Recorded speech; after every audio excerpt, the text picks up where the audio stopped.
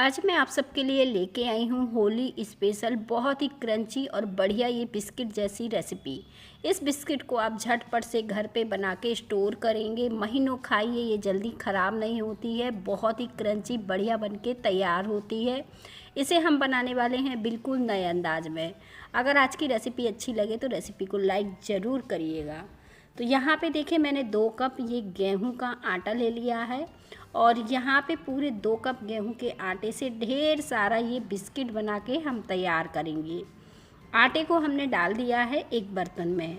अब इसी में हम सारे इंग्रेडिएंट डालेंगे और ढेर सारी हमारी बिस्किट बन के तैयार होगी। तो ये देखिए ये आटा है और इस तरह से हम इसमें डालेंगे ये मूंगफली का चूरा। इसे मिक्सी में पीस लिया है मैंने और पूरे 4 चम्मच है। भुजी हुई मूंगफली को मिक्सी में डाल के पीसिएगा तो कुछ इस तरह से हो जाती है।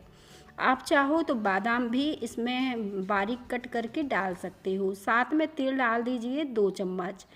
तो यहाँ पे देखें तिल पूरी तरह से ऑप्शनल है, अगर आपके पास हो तो डाल दीजिए, नहीं तो स्किप कर दीजिए। इसमें से बादाम का चूरा भी डाल सकते हैं। अब यहाँ पे देखें मैंने नारियल लिया है और इसे कद्दूकस करके मैंने डाला है। आप चाहो तो जो मार्केट में ड्राई कोकोनट आता है उसे डाल सकते हो, उसे आपको 4 चम्मच डालना है। यहाँ पे मैंने देखें एक टुकड़ा लिया है नारियल का, जिसे इस तरह से मैं कद्दूकस करके डालूँगी और इसका फ्लेवर बहुत ही अच्छा आता है। मूंगफली और नारियल ये सारी चीज़ों का फ्लेवर जो है बहुत ही अच्छा आने वाला है हमारी बिस्किट में। तो देखें इस तरह से मैंने कद्दूकस किया इस नारियल को और डाल दिया। अब ये नारियल को इसी तरह से हमें कद्दूकस करके डालना है। बहुत ही अच्छे से सारी चीज़ों को हमें मिला लेना है और इस तरह से मिलाने के बाद ही हमें इसमें ये जो तेल होता है ये डालना है। ये मैंने 1/3 कप लिया है, ये रिफाइंड तेल है। आप चाहो तो इसे घी से बना सकते हो, डालडा से बना सकते हो, जो आपके पास हो उससे इस बिस्किट को बना सकते हो। और ये 3 से 4 चीज़ों में बन के तैयार हो जाती है। ऐसा नहीं है कि ढेर सारी चीज़ें लगती हैं, सिर्फ मैंने मूंगफली का चूरा इसमें डाला है और नारियल डाला है, साथ में इलायची का पाउडर। ये तीनों चीज़ों से ये बढ़िया से बन के तैयार होगी। मोयम को हम इस तरह से लगा के छोड़ देंगे आटे को साइड में और एक बर्तन ले लेंगे, इसमें डालेंगे आधे कप दूध। यहाँ पे कोई ठंडा गरम दूध नहीं चाहिए, जैसा दूध होता है वैसे ही दूध आप ले लीजिएगा। और बस इस तरह से मैंने दूध ले लिया है और इसमें डाल देंगे आधे कप चीनी। यहाँ पे जितना दूध है उतनी ही मैंने चीनी का इस्तेमाल किया है और चीनी अपने टेस्ट के हिसाब से थोड़ा सा आप कम भी कर सकते हैं, कोई दिक्कत नहीं। अगर आपको मीठा ज़्यादा पसंद नहीं है तो थोड़ा कम डाल सकते हैं, पर एकदम मेजरमेंट के हिसाब से बनाएंगे तो आधे कप चीनी बराबर से लग जाएगी 2 कप गेहूं के आटे में। अब जो आटा था हमारा वो भी अच्छे से मिला लेंगे हाथों से और इसे चेक कर लेंगे। इसे हम चेक करने के लिए हाथों को इस तरह से टाइट हाथों से लड्डू सा बनाएंगे तो देखें ये इजली बन जाएगा।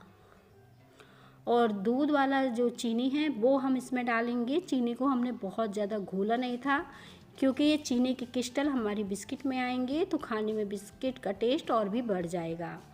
तो इसका टाइट डो लगा के तैयार करेंगे। डो को हमें बहुत सॉफ्ट नहीं लगाना है, बढ़िया से टाइट डो लगाएंगे। जितना अच्छा हमारा डो होगा उतनी अच्छी हमारी बिस्किट बनके तैयार हो जाती हैं।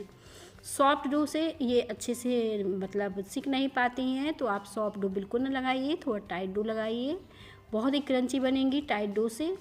आप देखिए मैंने डो लगा के तैयार कर लिया है, लेकिन इसे थोड़ा सा मसल के चिकना कर लेंगे या फिर आप इसे थोड़ी देर के लिए ऐसे ही छोड़ दीजिए, फिर इसके बाद चिकना करिए तो ईजिली चिकना हो जाता है।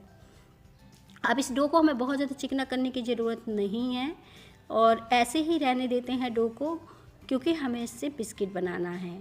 और देखिए चीनी वाला सारा दूध लग गया है इसमें, पूरा जितना हमने दूध लिया था एकदम परफेक्ट मेजरमेंट है। आपको अगर दूध थोड़ा सा कम पड़े तो 1-2 छोटी चम्मच दूध या पानी डाल सकते हैं, कोई दिक्कत नहीं। डो को बढ़िया से हमने लगा के तैयार कर लिया है, तो अब हमारी बिस्किट बनने में बिल्कुल भी समय नहीं लगेगा और बिना ही झंझट के ये बन के तैयार हो जाएगी। अब हमने इसकी एक बड़ी साइज़ की लोई बना ली है। आप चाहो तो हाथों से इस तरह से फैला सकते हो या फिर बेलन से बेल के भी इसे फैला सकते हो, तो जैसी सुविधा हो वैसा कर सकते हो। और मैं बेल नहीं पा रही थी, तो मैंने इसे इस तरह से रख के बेला है। अब इस बिस्किट को अच्छे से बेल लेंगे। बहुत ज़्यादा मोटा नहीं रखेंगे और बहुत ज़्यादा पतला नहीं रखेंगे। पतले में बहुत ज़्यादा क्रंची पतली पतली हो जाती हैं, तो वो खाने में अच्छी नहीं लगती हैं। थोड़ा मोटी रहेंगी तो एकदम क्रंच रहेगी, अच्छी लगेंगी। तो बस इस तरह से थोड़ा सा मोटा इसको रखेंगे। अब हमने इसे बढ़िया से बेल लिया है। यहाँ पे कोई भी ढक्कन हो आपके पास तो उस तरह से इस तरह से कट करके इन बिस्किट को तैयार कर सकते हो, या फिर आपके पास इस तरह से कुकीज़ कटर हो तो आप इजीली इसे काट सकते हो। तो जैसी सुविधा हो वैसा कर सकते हो, और आप चाहो तो इस बिस्किट को कोई और डिज़ाइन में भी काट सकते हो चाकू की मदद से। अब देखिए मैंने सारी इस तरह से तैयार कर ली हैं। बहुत ही जल्दी से ये तैयार हो गई हैं। देखिए एक बड़ी रोटी बनाई थी तो ढेर सारी बिस्किट बन गई हैं। अब जो बचा हुआ आटा है इसे एक बार फिर मस लेंगे और फिर इसी तरह से हम बिस्किट बना के तैयार कर लेंगे। तो इसे मैंने प्लेट में निकाल लिया है। बहुत ही बढ़िया हमारी जो बिस्किट हैं वो बन के तैयार हैं। तेल को देखें हल्का गरम करना है, मैंने कितना हल्का गरम किया है, और धीमी आंच में इन्हें बढ़िया से सेक के तैयार करेंगे ताकि ये क्रंची बढ़िया हमारी बिस्किट बनके तैयार हों। होली का समय है, आप खाइए, सभी को खिलाइए, सभी को बहुत पसंद आने वाली रेसिपी है ये।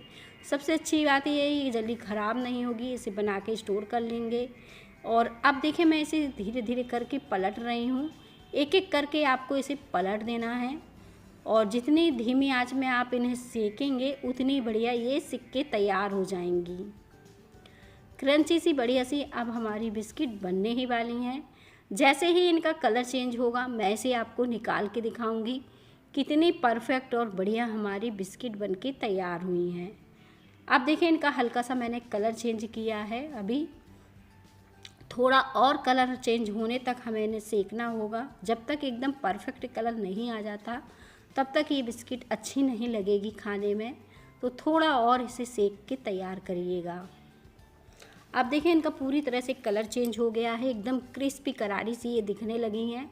इस तरह से मैं पास से दिखा रही हूँ, एकदम परफेक्ट कलर आया है। इन्हें निकाल लेते हैं एक प्लेट में।